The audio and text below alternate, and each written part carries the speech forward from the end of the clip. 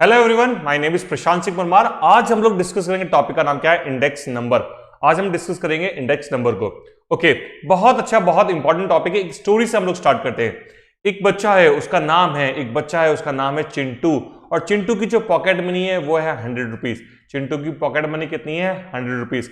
अगर सपोज कोई बच्चा है, उसको पॉकेट मनी मिलती है तो वो क्या करता है? उसको खर्च करता है। पॉकेट मनी किसके लिए होती है? खर्च करने के लिए होती है। अब जो हमारा चिंटू है, वो चिंटू खर्च कहां करता है? चिंटू खाने पीने में 50 रुपए खर्च करता है। ईटेबल आइटम्स में उसका खर्चा कितना है? 50 रुपए का। और पेट्रोल में उसका खर्चा कितना है? 50 रुपए का। तो ये उसके 100 रुपए खत्म हो गए।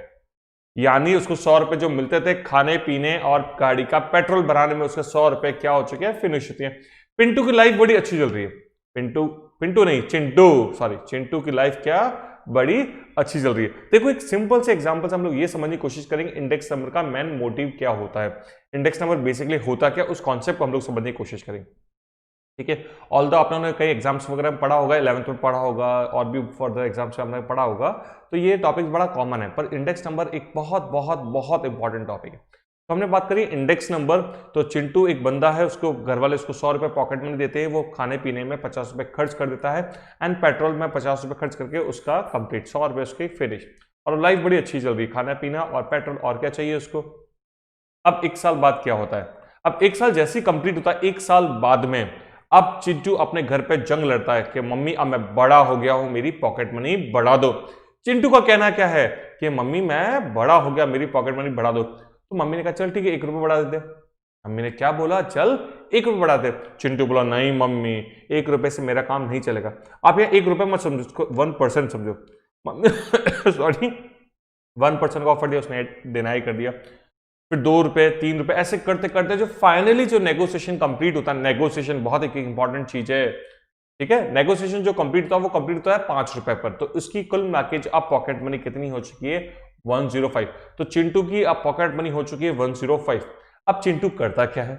चिंटू अपने सारे दोस्तों को बुला लेता है, कॉल करके कहता है आओ मेरी पॉकेट मनी बढ़ गई है, अपन इसको इंजॉय करते हैं। मेरी पॉकेट मनी क्या हो चुकी है? बढ़ चुकी है। अब इसको क्या करते हैं? इंजॉय करते हैं। ऐसा होता नहीं होता, जब पैसे ज्यादा आते तो हम लोग खर्च करने की बढ़ जाती कि यार ठीक है आज एक्स्ट्रा कमाया है तो एक्स्ट्रा खर्च भी कर सकते हैं। सिमिलरली हम चिंटू की बात करते तो चिंटू के पास में 100 की जगह 105 रुपीज आए, तो उसने अपने फ्रेंड्स को इनवाइट किया कि क्या मेरी पॉकेट मेरी 5 रुपए बढ़ चुकी है, चलो। अब वो खाने पीने जब गया, यस, चिंटू अब क्या बहुत हैप्पी है। ये बहुत इंपॉर्टेंट है, हैप्पी तो हो गई, उसकी पॉकेट मनी इंक्रीज हो चुकी है। यस, अब वो ईटेबल आइटम्स, आपको पता है खाने पीने की जो चीजें होती है उसकी रेट्स भी कंटिन्यू क्या होती है? इंक्रीज होती रहती है। जो खाने पीने के आइटम्स है वो भी महंगे होते हैं, ऐसा थोड़ी कि हर बार वही रहेंगे। तो जो ईटेबल आइटम्स से उसका खर्चा अब 55 रुपीज हो चुका, पहले 50 रुपए था, अब 55 हो चुका।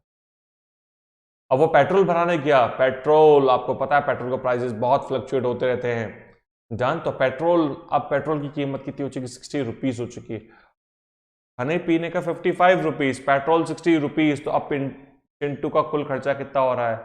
115 रुपीज। कितना खर्चा हो रहा है? 115। डन। अब स्टूडेंट समझने की कोशिश करना, अगर हम प्रीवियस की बात करें तो यहां पे उसका खर्चा हो रहा था ईटेबल आइटम 50 रुपए, यहां 105 रुपए इनकम है और यहां पे 50 रुपए, 100 रुपए मिलते थे, 100 रुपए इंजॉय कर पा रहा था। डन। अब 105 रुपए मिल रहे पर फिर भी वो पहले जैसी लाइफ इंजॉय नहीं कर पा रहा। पहले जैसी लाइफ इंजॉय नहीं कर, उसके लिए एक वर्ड होता है स्टैंडर्ड ऑफ लिविंग। तो पहले जितना वो 100 रुपए में यूज कर रहा था वो अब 105 में भी यूज नहीं कर रहा, क्योंकि जो पैसे की जो वैल्यू है वो चेंज होती रहती है। इसको दूसरे एंगल से समझने की कोशिश करते हैं। लाइक स्टूडेंट्स, अगर आप बात करो, आपके घर में जो ग्रैंड पेरेंट्स है, दादा दादी, किसी के गवर्नमेंट जॉब में है, तो मैंने उस टाइम पर उनकी सैलरी हुआ करती थी 500 रुपए, 700 रुपए। रिटायर हुए तब सैलरी थी अच्छी खासी हो गई थी। यानी जब दादू वगैरह थे, जब जॉब करते थे, 100, 150, 200 रुपए से स्टार्ट किया और जो रिटायरमेंट आया तो 10-20 हजार तक पहुंचे। या हमारे फादर्स की बात करें तो उन्होंने अपनी स्टार्टअप किया था 5-7 हजार से, जब वो पहुंचे तो 50-60 पे पहुंचे। हम जब स्टार्टअप करेंगे तो लैक्स में स्टार्टअप करेंगे। या दूसरे एंगल से मैं आपको बात कर रहा हूँ, तो जैसे सपोज करो आपका जो प्लॉट है, आप जिस घर में रहते हो, आपका जो प्लॉट उस घर में रहते हो, उसकी 20 साल पहले की आप कीमत देखोगे तो हो सकता है थाउजेंड्स में 50-60 हजार को, आज उसकी कीमत 50-60 लाख रुपए हो और 10 साल बाद उसकी कीमत करोड़ों में चली जाए। तो वही चीज, यानी पैसे की जो वैल्यू वो धीरे धीरे क्या हो रही है? डिग्रेड हो रही है। अगर आज मैं आपको 10,000 रुपीज देता हूं, जैसे मैं अगर आपसे बात करूं, मैं कोई फीस लेता था, जब 10 साल पहले मैं फीस लेता था 12th पढ़ाने की, अगर 12th की मैथमेटिक्स मुझे पढ़ानी है या 12th की मुझे स्टेटिस्टिक्स पढ़ानी है, इकोनॉमिक्स पढ़ाना है, तो मैं उसकी जो फीस चार्ज करता था वो 3,000 रुपीज पर ईयर चार्ज करता। पूरा ईयर का कोर्स कंप्लीट करना 3,000 रुपीज। पर अगर आज मुझे चार्ज करना तो मुझे 11,000 12,000 चार्ज करना है। तो कहीं ना कहीं शिफ्टिंग हुई है, पढ़ाने वाला वही है, कॉन्सेप्ट वही पढ़ा रहा हूं, पर पैसा मैंने इंक्रीज कर दिया, क्योंकि हाँ पैसे की वैल्यू धीरे धीरे डिक्रीज हो रही है। एक्टिवा जब पहले 40,000 का था, अब 90,000 का आ रहा है, तो कहीं ना कहीं पैसे की वैल्यू थोड़ी सी कम होती जा रही है। जो पहले के 10 रुपए थे, आज के वो 10 रुपए नहीं है। तो वही कॉन्सेप्ट हम लोग यहाँ समझने की कोशिश करें इंडेक्स नंबर में। तो अब जो चिंटू की बात करें, अब जो चिंटू की अगर देखा जाए तो उसकी पॉकेट मनी बढ़ी है कम हो गई? तो मेरे हिसाब से उसकी पॉकेट मनी क्या हो चुकी, कम हो चुकी, क्योंकि अब वो पहले जैसी लाइफ नहीं जी पा रहा। पहले जितना खा रहा था उससे भी, या तो देखो अब उसको अगर 105 में खर्चा चलाना है तो या तो खाने पीने में या पेट्रोल में कहीं ना कहीं कमी करनी पड़ेगी। कमी करने की पड़ेगी तो उसको बोलेंगे का स्टैंडर्ड ऑफ लिविंग क्या हो चुका है, डिक्रीज हो चुका है। ये एक बेसिक सी स्टोरी से हम लोग इस चैप्टर के बारे में थोड़ा समझने की कोशिश करते हैं। डन। अब चलो एक छोटी सी प्रॉब्लम से हमने समझने की कोशिश करी, अब मैं एक चीज समझाने की कोशिश करता हूं। आपको पता है कि डियरनेस अलाउंसेस होता है, डियरनेस अलाउंसेस, किसी को पता है डियरनेस अलाउंसेस क्या होता है? डीए जिसको बोलते हैं DA, dearness allowances. Yes, dearness allowances का अगर हिंदी में जो शब्द है वो है महंगाई भत्ता। क्या बोलते हैं हिंदी में? महंगाई भत्ता। जो इन्फ्लेशन के कारण, जो महंगाई बढ़ने के कारण जो एक्स्ट्रा पैसा मिलता है, that is known as dearness allowances, that is known as dearness allowances. मैं इसको दूसरे वे में समझाने की कोशिश करता हूं। जैसे अब अगर चिंटू की बात ही हम कर ले, चिंटू, तो चिंटू की पहले पॉकेट मनी कितनी? 100 रुपए थी। अब उसकी पेरेंट्स को उसकी पॉकेट मनी एटलीस्ट 115 कर देनी चाहिए।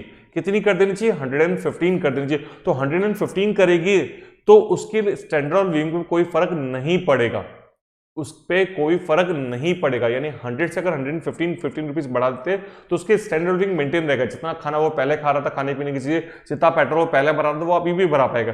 तो स्टूडेंट्स उसको 115, तो उसके घर वालों को एटलीस्ट उसके पैसे 15 रुपए बढ़ाने चाहिए थे, यानी 115 कर देने चाहिए थे, अगर वही लाइफ मेंटेन करनी है। डन। और अगर पॉकेट मनी बढ़ानी है तो 115 के ऊपर जो भी देंगे वो उसका इंक्रीमेंट हो जाएगा। वो क्या हो जाएगा? इंक्रीमेंट। अगर उसके घर वाले 120 रुपए कर देंगे तो 15 रुपए तो उसी को कंपनसेट करने के लिए लग गए महंगाई को, और 5 रुपए फिर उसका क्या हो चुका है? इंक्रीमेंट हो चुका है। तो दैट इज नॉन एज, ये आपकी कुछ बेसिक चीजें होती है। तो स्टूडेंट्स अगर इस क्वेश्चन में बहुत अच्छा क्वेश्चन बनता है, इस क्वेश्चन में आपसे एग्जाम में अगर ऐसा क्वेश्चन आता है तो पूछा जाएगा तो कंपनसेशन अमाउंट कितना होना चाहिए चिंटू के लिए, तो आपका आंसर होगा compensation amount should be 15 rupees. Compensation Hindi बोलते हैं क्षतिपूर्ति, कंपनसेशन कंपनसेट करने के लिए। कंपनसेशन का मतलब क्या होता है? सपोज करो आप मेरी बाइक लेकर गए, आप मेरी बाइक लेकर गए और आपने बाइक को ठोक दिया, आपने बाइक को ठोक दिया और हेडलाइट टूट गई। कितनी टूट गया? हेडलाइट। मेरी बाइक थी 2 लाख रुपए की, 2 लाख रुपीज की मेरी बाइक थी, तो मैं आपसे 2 लाख नहीं मांगूंगा, मैं कह रहा हूं हेडलाइट 12,000 की थी, 12,000 ठीक कराओ, दे दो। तो आपको कंपनसेट करना जो आपने खराब किया, that is known as compensation. तो कुछ बेसिक सा हम लोगों ने स्टार्ट किया इंडेक्स नंबर को लेके। चलो अब इंडेक्स नंबर जब भी हम बात करते हैं तो 2 वर्ड हमेशा आते हैं स्टूडेंट्स। क्या आते हैं स्टूडेंट्स हमारे पास में? Base year and current year.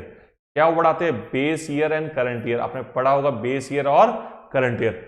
Price of base year को लिखते हैं P0, अभी समझाऊंगा, and price of current year को लिखते हैं P1।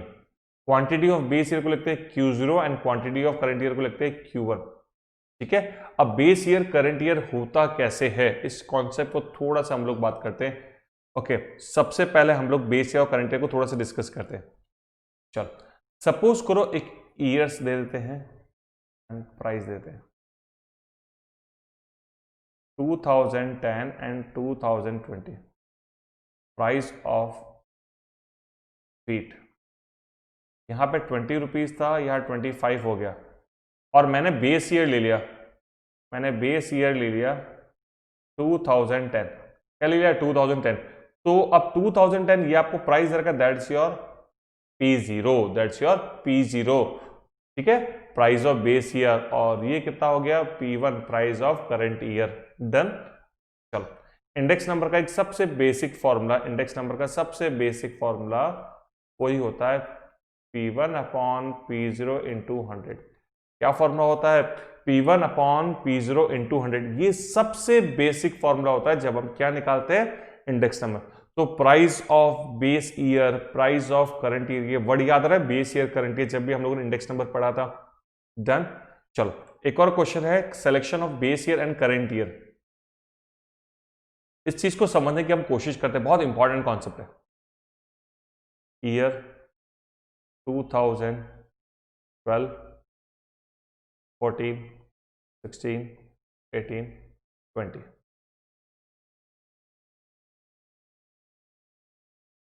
ओके, यहां पे हम प्राइस ही देता हूं 10, 15, 20, 25, 40। चलो ये क्वेश्चन है। अब इस क्वेश्चन के बाद मेरा पहला क्वेश्चन आप लोगों से आता है, इसमें से बेस ईयर कौन सा है, करंट ईयर कौन सा है? इसमें से बेस ईयर कौन सा है, करंट ईयर कौन सा है? डन। अपने मन में सोच लो। ओके, कई बच्चों का आंसर होता है सर बेस ईयर 2012 है, करंट ईयर 2014 है।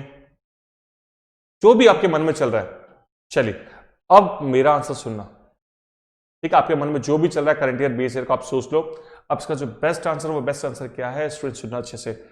आप इन पांचों में से किसी को भी बेस ले सकते हैं।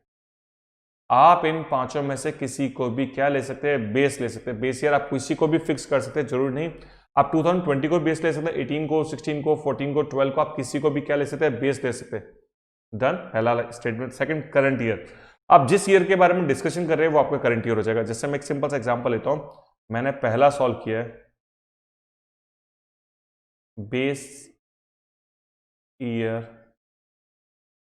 2012, मैंने 2012 को बेस ईयर ले लिया। अगर 2012 को बेस ईयर ले लिया तो अब मेरे लिए P0 कितना हो जाएगा, P0 कितना हो गया, 10 हो गया। तो इसके लिए अगर मुझे इंडेक्स नंबर निकालना है तो क्या लिखूंगा, 10/10 इंटू 100, तो 100। याद रखना हमेशा बेस ईयर का इंडेक्स नंबर 100 आता है। बेस ईयर का इंडेक्स नंबर हमेशा कितना आता है, 100 आता है। नेक्स्ट ईयर का कितना हो जाएगा, 15/10 इंटू 100, हमेशा 10 से डिवाइड करेंगे, 150। ईयर 20/10 इंटू 100, तो ये 200 हो गया।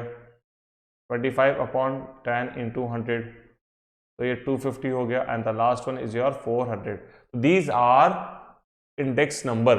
तो इंडेक्स नंबर अगर हम बात करें तो 2014 की जब मैं बात करूं तो 2014 मेरे लिए क्या हो गया, करंट ईयर हो गया। और बेस ईयर तो हमेशा क्या रहेगा, 2012 ही रहेगा। डन। अब अगर मैं चेंज करके बेस ईयर कुछ भी ले सकते हैं, मैंने 16 ले लिया बेस ईयर, तो इसका इंडेक्स नंबर हो जाएगा 10/20 इंटू 100, तो पहले साल का 50 हो जाएगा। 15/20 इंटू 100, तो कितना हो जाएगा, 75। 20/20 इंटू 100, तो ये कितना हो जाएगा आपका 100, सो ऑन। तो आप ऐसे भी किसी का भी क्या निकाल सकते हो, इंडेक्स नंबर निकाल सकते हो। चल, तो मेरे हिसाब से पहला कॉन्सेप्ट आप लोगों को समझ में आया होगा, ठीक है? तो ये एक इंडेक्स नंबर का एक बेस आपका जनरेट हुआ कि आप किस तरह से इंडेक्स नंबर को आप लोग सिंप्लीफाई करते हो, सॉल्व आउट करते हो। डन। तो मेरे ख्याल से इंडेक्स नंबर का पहला फॉर्मूला P1/P0 इंटू 100। डन, आपको लॉजिकली समझ में आया होगा। अब स्टूडेंट्स थोड़ा सा हम लोग आगे चलते हैं। अब थोड़ा सा हम लोग क्या चलते हैं, आगे चलते हैं। थोड़ा सा हम लोग आगे चलने का मतलब एक और क्वेश्चन लेते हैं। जैसे सपोज करो index number year and price 2014, 15, 16, 17, 18। इसका प्राइस 10, 12, 15, 16 एंड 20 लेते हैं। तो अब अगर मैं इस क्वेश्चन में आपको बोलूं क्वेश्चन सॉल्व करने की, तो आप आराम से अप्रोच कर पाएंगे, इसमें कोई डाउट नहीं है। मेरे ख्याल से इसमें कोई डाउट नहीं है। यहां तक तो बहुत इजी गोइंग है। तो आपने इंडेक्स नंबर फाइंड आउट किया, बहुत इजीली आपको समझ में आ गया। ये अगर आपको एक ही बेस और एक ही आपको एक ही कमोडिटी और आपको एक ही बारे में दे रखा हो तो आप बहुत इजीली फाइंड आउट कर सकते हैं, यहां तक ठीक है। पर अगर इसी के अंदर ऐसा क्वेश्चन आ जाए कि मैं आपसे ईयर 2014, 2016, यहां मैं दे दूं वीट का प्राइस, यहां मैं दे दूं राइस का प्राइस, और यहां पे घी दे देते हैं, ओके, यहां पे गोल्ड दे देते हैं, ओके। अब वीट है वो 2014 में 20 था, अभी 30 हो गया। राइस 40 था, वो 50 हो गया। घी 400 था वो 500 हो गया। गोल्ड जो तोले की रेट हम ले लेते हैं, ऐसे मुझे पता नहीं, 30,000 ले लेते हैं तोले का, और यहां पे आपका हो गया 50,000। ठीक है, तो ऐसे क्वेश्चन में हम लोग करते क्या है, ऐसे क्वेश्चंस में लॉजिकली समझ में आ रहा है क्या, ऐसे क्वेश्चंस में हम लोग क्या करते हैं, इंडिविजुअली सबका क्या निकालते हैं, इंडेक्स नंबर। इंडिविजुअली सबका इंडेक्स नंबर निकालो, तो 30/20 इंटू 100 तो कितना हो गया 150। राइस का निकाल लो, 50/40 इंटू 100 तो कितना हो गया 125। 500/400 इंटू 100 ये अगेन 125, ये आपका हो गया 166.66। अब इन चारों को प्लस करके डिवाइड बाय क्या कर देंगे n। जैसे हम लोग एवरेज आउट निकालते ना, जैसे हम लोग एवरेज आउट निकालते थे, तो अगर मैक्सिमम कमोडिटी दे रखी हो आपको, बहुत सारी कमोडिटी दे रखी, तो आपको इस वाले मेथड से ट्राई करना है क्वेश्चन को। ये चीज क्लियर है क्या, आपने सबका इंडिविजुअल इंडेक्स नंबर निकाल के उसको एवरेज आउट कर दिया। ये क्वेश्चन आपके एग्जाम में 100% फंसना चाहिए। क्या फंसना चाहिए, 100%।